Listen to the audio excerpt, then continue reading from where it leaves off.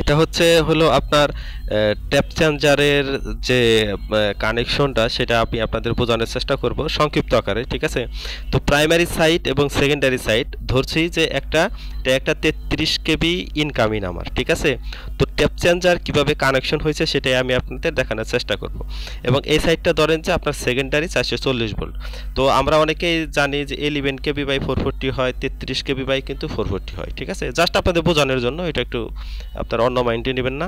তো যাই হোক, তো এখানে ধরেন যে আমার ট্যাপটা এখন 4 নাম্বার পজিশন আছে। আপনি ধরেন যে 440 ভোল্ট আছে এখন।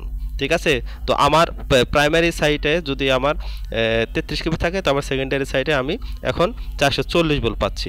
তো সেক্ষেত্রে এখন ধরেন যে আমার ভোল্টেজ এখন 30 কেবি আছে। ঠিক আছে, 33 কেবির জায়গায় এখন আমার প্রাইমারি সাইটে 30 কেবি আছে। তো সেক্ষেত্রে কিন্তু আমার ভোল্টেজ অটোমেটিকলি কমার কথা। ঠিক আছে, সেই কমটা যেন না কমে, সেই স্বার্থেই হলো আপনার প্রাইমারি সাইড থেকে যে ভোল্টেজ কম হয়, তখন সেকেন্ডারি সাইডে করে কি এই ভোল্টেজটা তখন ট্যাপ চেঞ্জ হয়।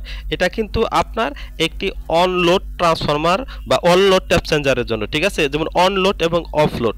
এখন ধরেন যে এটা 2 এ কানেকশন যদি হয়, 33 কেবি সাইটে ধরেন এখন 32 কেবি আছে, সেটা যদি আপনার 2 এ বা আপনার 3 এ ট্যাপটা কানেকশন থাকে বা 4 এ থাকে, তো সেক্ষেত্রে কিন্তু অটোমেটিকলি আপনার ভোল্টেজটা বাড়ে।